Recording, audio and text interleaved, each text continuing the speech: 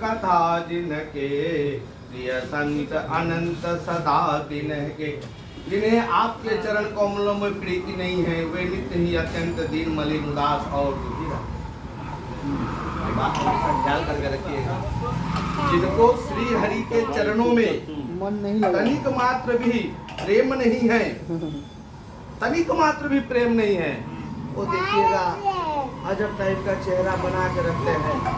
बुझाता है उनका रोज कोई न कोई मर गया हो, रोज उनका करोड़ों डूब गया हो, रोज उनके शरीर में कैंसर ने जन्म ले लिया, रोज वो रास्ते से जाते हैं तो उनको गाली गलौज देते हैं, ईटा पत्थर से उनको ठेस लगता है, उनके शरीर में मन में अजब पीड़ा बनी रहती है। ऐसा लगता है कि यमराज के दूत उन्हें रोज माने सता रहे हैं, प्रार्थना दे रहे हैं। तो जो हरि के चरणों में प्रीति रखते हैं, वो कहीं भी इस ब्रह्मांड में 14 भुवन में कहीं भी जन्मे, किसी भी हाल में किसी भी क्षेत्र में रहे, वो उदासीन कभी नहीं रह सकता। हनुमान जी कहते हैं क्या, मुख पर सन तन तेज विराजा, किनहु चाहु निज प्रभु कर काजा, सुनहु विभीषण प्रभु कह रीति, करहि सदा सेवक पर प्रीति, कवहु पुलिस में कपि चंचल सबहि बीना। हनुमान जी कहते हैं, ये विभीषण, मैं कपि चंचल एक जगह ठहरता नहीं हूँ, इतना चंचल हूँ कि एक वृक्ष से दूसरे वृक्ष पे दिन भर कूदता रहता हूँ। मेरा प्रात में अगर कोई सुबह नाम ले ले तो उसको आहार भोजन नहीं मिले। तो वह प्रभु दीन बंधु ने हमारे ऊपर कृपा की है। तो विभीषण जी, आप तो मनुष्य तनधारी हैं, तो जिनके प्रभु के चरणों में प्रीति नहीं है, उसे कितनों रुपया दे दो, सोना धन दौलत कुछ भी दे दो, मन की शांति प्राप्त नहीं। कलयुग में सबसे बड़ा चीज क्या है जानते हैं? सबसे बड़ा चीज है कलयुग में दो ही चीज, एक स्वस्थ शरीर और दूसरा रात को अच्छी नींद आना।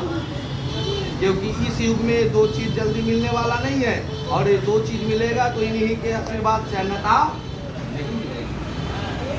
नहीं। राग न लोभ न मान मदा, इनके सम भववा विपदा, ऐसे तव सेवक होत मुदा, मुनि त्यागत जुग भरोस सदा।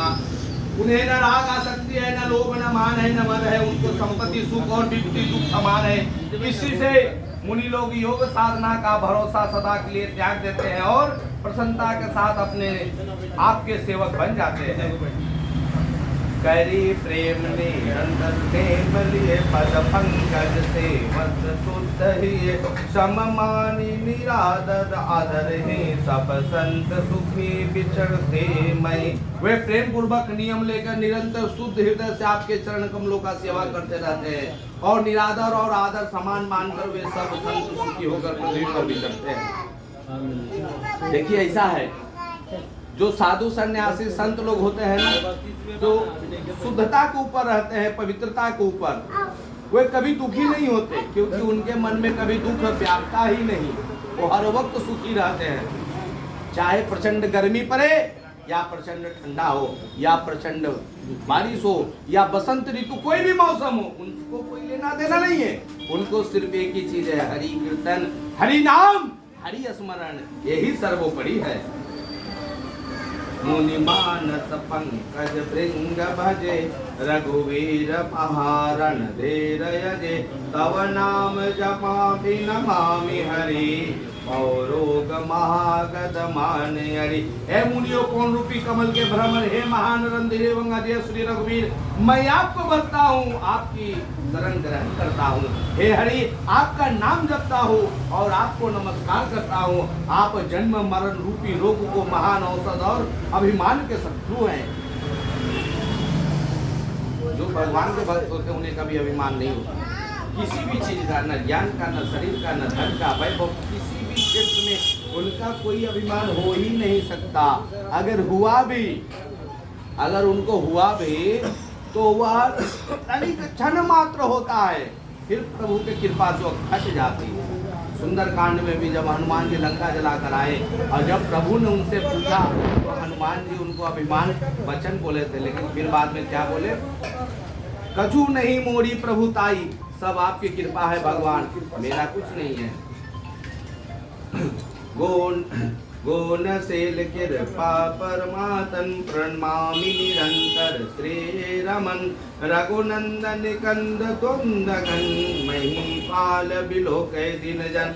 आप गुण और शील कृपा के परम स्थान है, आप लक्ष्मीपति है, मैं आपको निरंतर प्रणाम करता हूँ। हे रघुनंदन, आप जन्म मरण सुख दुख राग द्वेष आदि द्वंद्व समूह का नाश कीजिए। हे पृथ्वी के पालन करने वाले राजन, इस दिन जन की ओर भी दृष्टि डालिए। तो बार बार बर मांगहूँ हर्षि देहु श्री रंग, पद सरोजन पायनी भगति सदा सतसंग। सियापति रामचंद्र की जय, उमापति महादेव की जय, राम भक्त हनुमान की जय, गोस्वामी तुलसीदास की जय। प्रेम से बोलिए राधा रमन भगवान की जय। मैं आपसे बार बार यही वरदान मांगता हूँ कि मुझे आपके चरण कमलों की अचल भक्ति, आपके भक्तों का सत्संग सदा प्राप्त हो। हे लक्ष्मीपति, खुशी होकर यानी हर्षित होकर मुझे यहाँ दीजिए। बरनि उमापति राम गुण हर्षि गए कैलास, तब प्रभु कपिल दिवाए सब विधि सुख प्रदवास। सियापति रामचंद्र की जय, उमापति महादेव की जय, राम भक्त हनुमान की जय, गोस्वामी तुलसीदास की जय। प्रेम से बोलिए राधा रमन भगवान की जय। देखिए सत्संग बिना हनुमान जी जब गए थे लंका में तो विभीषण जी को क्या कहे, बिनु हरि कृपा मिले ही नहीं संता। जब तक हरि की कृपा नहीं होगी तब तक आप साधु संत से मिल नहीं सकते, सत्संग में जा नहीं सकते, बैठ नहीं सकते। आप कितनों भी रुपया पैसा खर्चा कर लो, जहाँ तक भी आपका पहुँच है, लेकिन पहुँच अगर उनके पास तक है तभी आप सत्संग से जुड़ सकते हो, अन्यथा नहीं। ऐसी भगवान की महिमा है ना कि सत्संग सबको नहीं मिलती।